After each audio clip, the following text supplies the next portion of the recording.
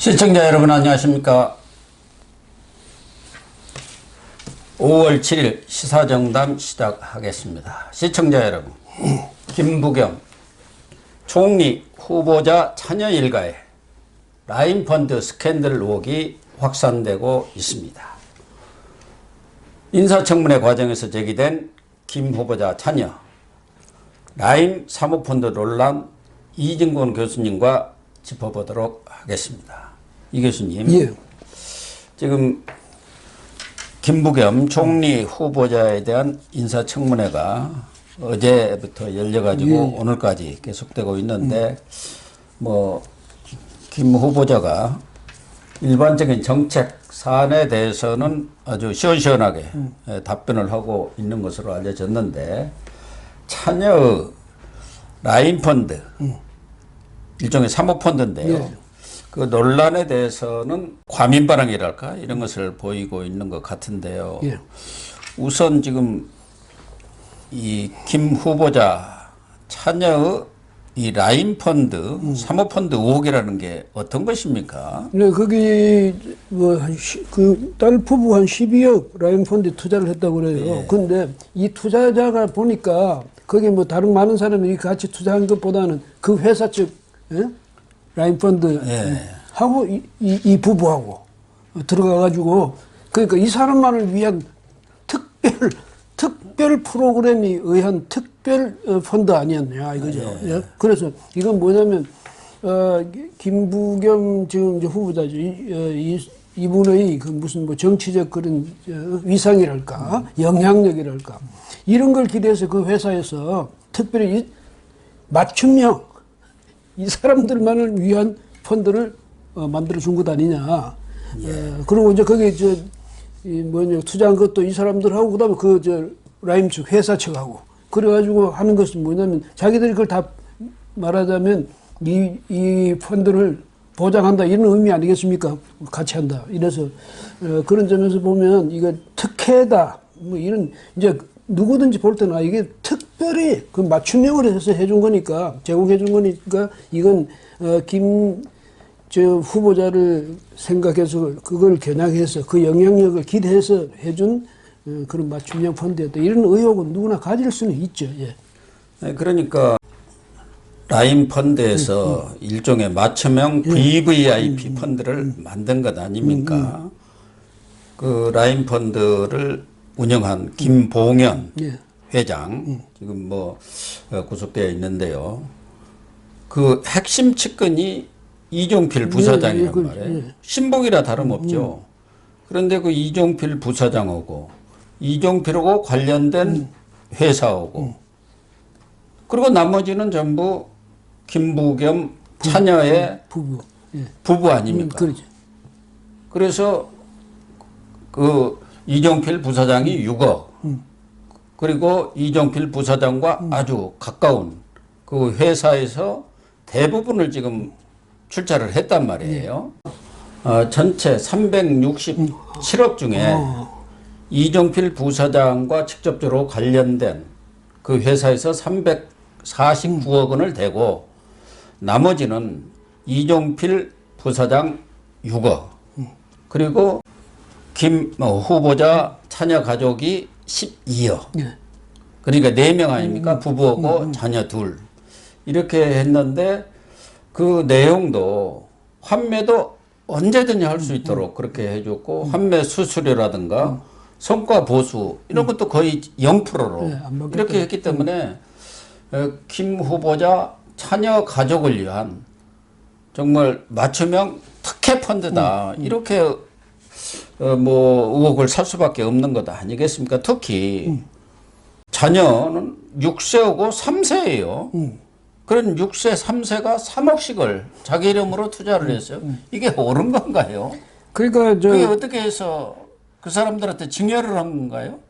그러니까 보통 사람들이 사는 세상하고 그 층하고 그다음에 이 사람들이 사는 세상하고는 다른 세상이에요. 그래서 우리로서는 이해할 수 없는 일이 그 사람들한테는 항다반사로 그냥 이게 생활이야.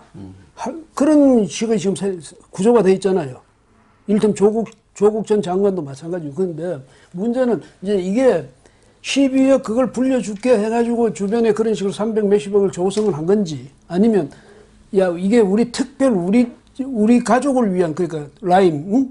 그 이종필이 그 우리 그걸 위한 이제 펀드인데 당신 특별 손님으로 넣어줄게 한 건지 어쨌든 특혜에 이 두 사람이 들어간 건 맞잖아요. 사모펀드이기 때문에 자기들끼리만 하는 것이지 이게 공모로 했다고 뭐 아무 문제가 될 게 없지 않습니까? 그러니까. 이종필하고 이종필이 대주주로 있는 회사하고 그리고 김부겸 처녀 가족 그 4명뿐이 없는 그런 사모펀드란 말이에요. 그러니까 우리끼리 하는데 지금 예. 당신들은 특별히 우리 여기 한 데 넣어줄게 한 건지 당신들을 위해서 우리가 들어가서 이 조성을 해가지고 기금을 조성하자 한 건지 그건 좀 더 밝혀봐야 되겠지만 어쨌든 일반적으로 우리 이 국민들이 생각할 때는 김부겸이라는 사람 정치적 위상을 보면 이 사람을 위해서 특별한 그 펀드를 이 맞춤형 펀드를 만들어서 라임에서 제공한 게 아니냐 이런 의혹을 충분히 살 수가 있죠. 근데 김부겸 이 후보자는 다른 건 뭐 죄송합니다 뭐 이렇게 다 하지만은 여기 대해서 왜냐하면 튀듯이 반발하느냐 하면 이거는 돈이 걸린 문제거든. 부정부패 비리 문제란 말이죠. 권력형 비리 문제가 될 수 있고 또 하나는 이제 그 사위가 대기업 뭐 3세라면서요. 오너의 3세라면서요. 그러니까 그 큰 부잣집에서 자기들 나라서 했는데 내가 그걸 어떻게 아냐. 이런 반감도 갖고 해서 이렇게 튀듯이 지금 반박하고 있는 모양인데요. 다만 이제 이럴 때라도 김 후보자는 그 시원시원하게 뭐든지 인정하고 사과하듯이 여기에 대해서도 좀 뭐 깔끔하게 자기 입장을 피력해 주면 좋겠는데 이거 아니다. 자꾸 이러니까 주변에서는 왜 아니냐. 우리 누구나 봐도 의심할 소지가 있는데 이제 이렇게 되는 것 아니겠습니까? 그러니까 이종필 그 부사장이 왜 김부겸 후보자의 처녀만을 위한 그런 라인 펀드를 뭐 자기들이 만들었는지 들어라고 했던 이 사람 이 가족을 위해서 만들었던 결과는 똑같은 거 아닙니까? 특별하게 이 사람들만을 위해서 만든 것은 그러니까 장인이 되겠죠. 사위 입장에서는 장인이 지금 그 당시 행자부 장관이고 아주 힘 있는 사람 아닙니까? 그런 것을 염두에 뒀다고 봐야겠죠. 지금 김부겸 후보자는 나하고는 관계없는 일이다. 이렇게 지금 발뺌을 하고 있어요. 물론 본인이 그 다 큰 사람들이 각자 생활을 하는 것이기 때문에 일일이 뭐 감나라 배나라 할 수 없다고 하더라도 왜 이런 의혹이 불거졌는지에 대해서는 너무나 명백하고 뻔한 사실 아닙니까? 그렇죠. 그 사람이 아무런 보통 사람 같으면 그렇게 만들어 주겠습니까? 그러니까 자기도 그랬대요. 자기도 이게 특혜성이 있는 거는 그래 보인다고. 특혜성이 있는 것으로 보인다고 김부겸 후보자가 그렇게 이야기하면서도 나하고는 전혀 상관없는 거다. 말하자면 그쪽 집안이 부자고 사위 문제고 그쪽 집안 문제인데 나한테 이거는 이런 식으로 공격하는 건 이게 맞지 않다. 이렇게 이제 반발을 하고 있는데 김부겸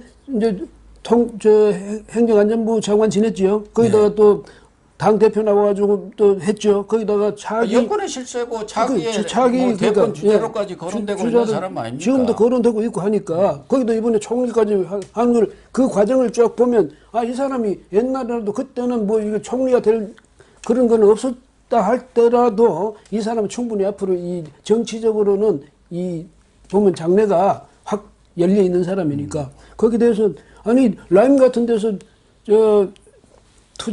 그런 사람에 투자 안 할 이유가 없지. 가능하다면. 라임이 지금 어떤 것입니까? 라임 옵티머스 펀드로 라임만 하더라도 1조 6천억 원에 지금 환매 중단 사태가 나왔고 수천 명, 4천 명, 5천 명이 피눈물을 흘리고 있는 그런 상황이고 그동안에도 청와대 김모 행정관 거기서 정보 다 빼줘가지고 지금 4년형을 받아고 항소심에서 3년형으로 1년 줄었던데 그리고 그 노사모 무슨 만들었다는 이상호 부산에 그 사람도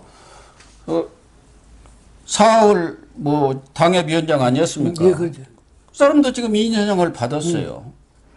그 외에 뭐 기동민 의원이다 뭐 여러 사람들이 권력형 비리의 온상으로 그렇게 지금 낙인이 찍혀 있는데 그 내용을 이성윤이가 지금 딱 수사를 못하게 가로막고 있는 거 아닙니까? 그래서 지금 의혹이 되는 건데 김부겸이는 나하고는 아무 관계없다. 뭐 자기들이 알아서 한 일이다. 뭐 성인들이 경제 행위를 한 것을 내가 어떻게 하느냐. 이게 말이 되냐 그런 얘기죠. 근데 이게 있어요. 그래서 라임 저 사태를 말이죠. 우리가 이제 이 위기에 처할수록 이 사람들이 이런 식으로 정치적 영향력이 있는 사람, 말 흔히 하는 말로 끝발이 있는 사람들 어떻게든 줄을 대려고 길을 쓸 것 아닙니까? 그래서 무슨 얘기냐면 이 라임 사태에 대해서 정말 정권 측에서 실세라는 사람들이 연루가 됐는지 안 됐는지 이거를 이제 속속들이 밝혀내야 될 텐데 이 사람들 이런 식으로 줄을 엮기 시작하는 사람들이 무슨 일을 어떻게 안 벌였겠느냐 이런 차원에서 볼 때 해야 되는데 지금 수사는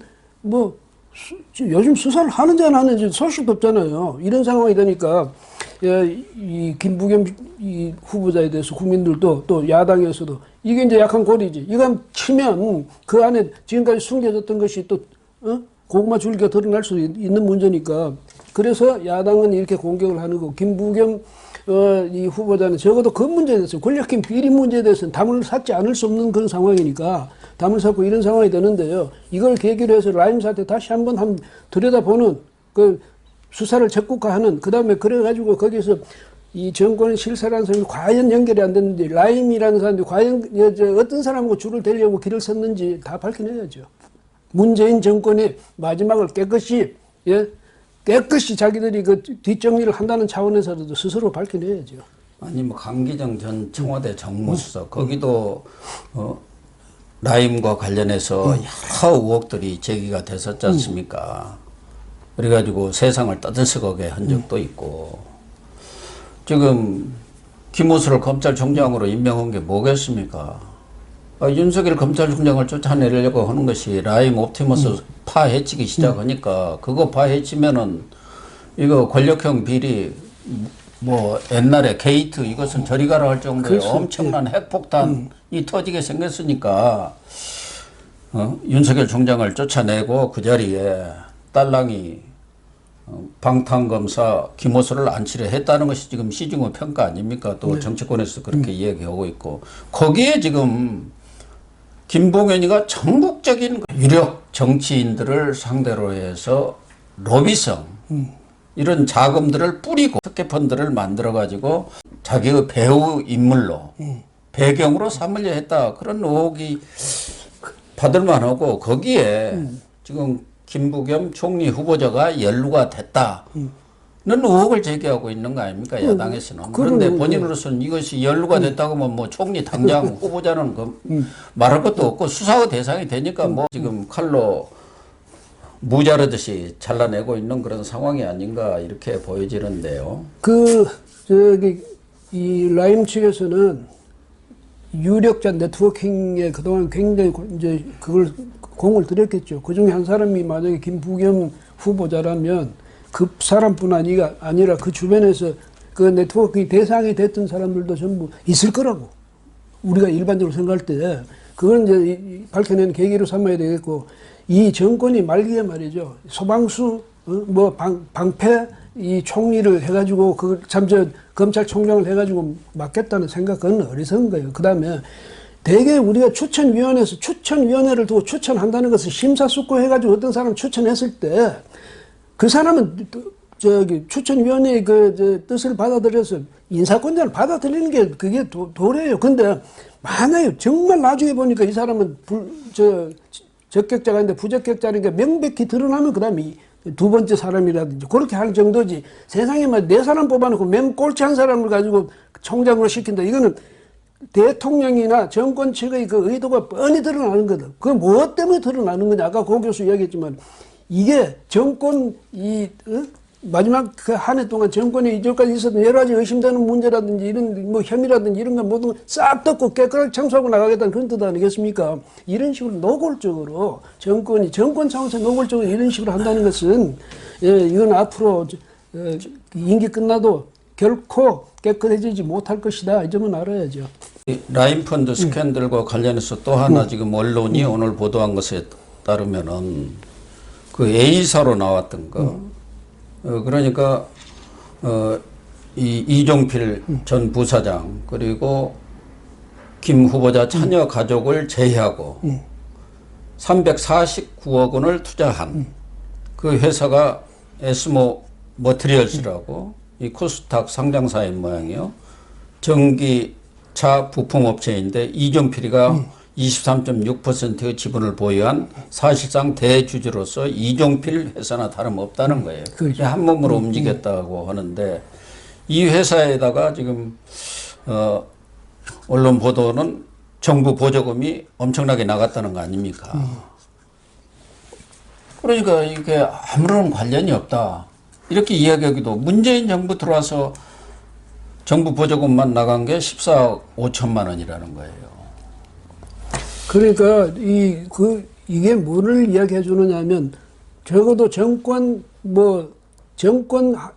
정권 그 실세들하고 특별한 어떤 그 관계가 형성되어 있지 않으면 줄이 다 있지 않으면 그런 뭐 지원이라는 게 이런 게 가능하지가 않잖아요. 그 아무한테나 주는 건 아니잖아요. 그럼요. 정부 보조금이 뭐 중소기업한테 많이 지원을 한다고 하지만 그 보조금 타는 게 실제로는 하늘의 별 따기 아닙니까? 그럼요. 특별한 어떤 줄이 없이는 이렇게 거액을 받아낼 수가 없는 거거든요. 그러죠.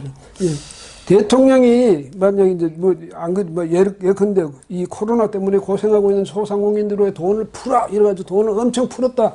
추경까지 해서 풀었다 하는데 현장에 가서 돈이 도달할 때까지 몇 년이 걸릴지도 모른다는 거 아니에요. 그 정도로 소상공인이나 중소기업들이나 이런 데서 은행이나 이런 데서 또 정부 보조금 이런 것에 의존하려면 굉장히 어려운 일인데 그것이 그냥 받을 수 있었다는 그 자체가 굉장히 영향력이 있는 사람하고 줄이 닿았다든지 특별한 인과관계, 연고가 있다든지 그래서 그렇겠죠. 그런 점에서 보면 이런 문제도 왜 라임이 1조 6천억 타질 때 그게 그냥 라임 그 신용을 그렇게 올려준 이유가 있을 거 아니에요. 주변에서 유력자들이 전부 거기에 투자를 하고 했기 때문에 연결돼서 올라간 거지. 라임이 가만히 있는데 제대로 올라간 거 아니거든.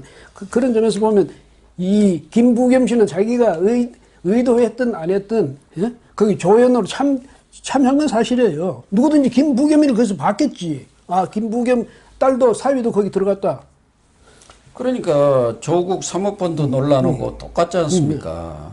그 부인하고 그렇게 가족들이 들어간 거 아닙니까? 그래서 코링크 B라는 사모펀드가 만들어지고 또 하나 WFM이라는 회사가 있어갖고 그걸 투자를 해가지고 그 회사를 상장시키고 거기서 대박을 치겠다. 그런 것도 비슷한 것처럼 뭐 김부겸 후보자가 여기에 직접 관련이 됐는지 안 됐는지는 모르지만 12억이라는 돈이 어디서 나왔는지도 좀 따져봐야 할 부분이고 결과적으로 자녀 그러니까 사회적으로 해서 돈이 들어간 거나 조국이 부인을 통해서 돈이 들어간 거나 사모펀드로 그리고 또 그 사모펀드와 아주 밀접한 관련이 있는 WFM 이쪽에서는 에스모 머티리얼스 똑같은 지금 구조를 갖고 있는 거거든요. 그러니까 김부겸 후보자는 정말 자기가 결백하다면 이렇게 이야기를 해야 되는 거예요. 뭐냐면 이거 수사하라고 우리가 당연히 그래요. 지금 그 말이에요. 그러니까 당연히 이것은 수사를 해야 된다. 뭐 나는 지금 관련이 없지만 이게 적어도 거기 보면 내 이름이 누구든지 내 딸하고 사위가 거기 들어가서 펀드를 만들었다면 거기에 내 이름은 사람들이 다 알 거 아니냐. 김부겸이가 넣었다고 하면 그게 말이 안 되니까. 그러니까 우리 속된 말로 쓰리 쿠션으로 되게 넣는 거 아닙니까? 그래서 그렇다면 나도 지금 그 점은 인정을 해야 된다. 왜냐하면 내 이름이 거기서 이용당했을 개연성이 충분하다. 그러니까 이 점은 철저히 수사를 좀 해달라. 이렇게 해야죠. 이렇게 해야 되는데 무조건 거기서 나는 아니라고 딱 이렇게 선을 분명히 그어버리는 바람에 그래서 이 듣는 국민들도 더 의심을 하게 되거든요. 라인펀드가 그런 특별한 사모펀드를 특정인을 위해서 만들었을 때는 그 사위를 보고 만들었겠습니까? 자녀, 그러니까. 김부겸을 보고 만들었을 것 아니겠습니까? 그러니까. 누가 보더라도 그건 삼척 정도도 알 만한 일이고 여기에 또 미공개 정보 이용 의혹도 있는 것이고 그렇기 때문에 이 부분에 대해서는 김부겸 후보자가 명명백백히 밝히도록 검찰에 또는 경찰에 수사를 의뢰하겠다든가 지금 라임 옵티머스 펀드가 수사가 거의 중단되다시피 하고 있는 상태인데 그 부분에 대해서는 제대로 수사가 할 수 있도록 특별 지시를 내리겠다든가 뭐 이런 얘기가 나와야 하는 거 아니에요? 맞죠. 그래야지. 그래는 무조건 이거 여기서 무조건 잘라버립니다. 죄송합니다. 뭐 이런 식 아닙니까? 잘라버리면 여기 오히려 의심만 더 가죠. 그래서 이 차제 김부겸 후보자는 이 점에 대해서는 분명히 자기의 결백을 입증하기 위해서라도 그 딸 부부의 결백하다면 그 결백을 입증하기 위해서라도 철저히 수사해가지고 밝혀내야죠. 예. 라인뿐만 아니라 옵티머스만 하더라도 이낙연 민주당 전 대표, 전 국무총리 그 사람도 그게 일루가 돼갖고 오직 하면은 자기 핵심 측근이 검찰 수사받다가 극단적인 선택을 네, 했지 않습니까? 했죠, 예. 오직 해야 그런 일이 벌어지겠습니까? 그러니까 그러니까 라임 옵티머스 이게 권력 비리의 아주 온상이고 저수지인데 이것에 대한 수사를 지금 다 맡고 있는 거. 그 과정 중에 지금 이 김부겸 후보자의 이런 라임 펀드 스캔들도 터져 나온 것 아닌가 하는 것이 의혹의 핵심이겠죠. 그동안에 김부겸이가 좀 다르다 했던 것은 그 안에서 약간의 다른 목소리를 냈을 뿐이지 그 사람이 본질적으로 아니라 근본적으로 정말 그야말로 국민이 생각하는 정의를 구현하기 위해서 뭐 노력했다든지 이런 거 아니잖아요. 그다음 보니까 이런 문제가 생길 때 보니까 자기 본색이 그냥 드러난다. 무조건 아니다. 아니면 32번이나 그 과태료 그 처분을 받았다든지 이런 식이 보면 아주 이분도 그 자질 면에서는 썩 무슨 뭐 뛰어난 그런 그런 자질을 가졌다. 이렇게 보기 어렵다는 걸 이번에 스스로 드러내는 거죠, 이게. 어쨌든 오늘까지 청문회가 계속되고 또 증인 출석도 있으니까 이 스캔들 부분이 어떻게 마무리가 될지 또 김 후보자가 명쾌하게 답변을 할지 지켜보는 수밖에 없는 것 같고 의혹이 해소되지 않는다면은 이런 부분에 대해서는 수사가 불가피하지 않나 또 야당에서도 단호하게 고발을 해야 하지 않나 그런 생각이 듭니다.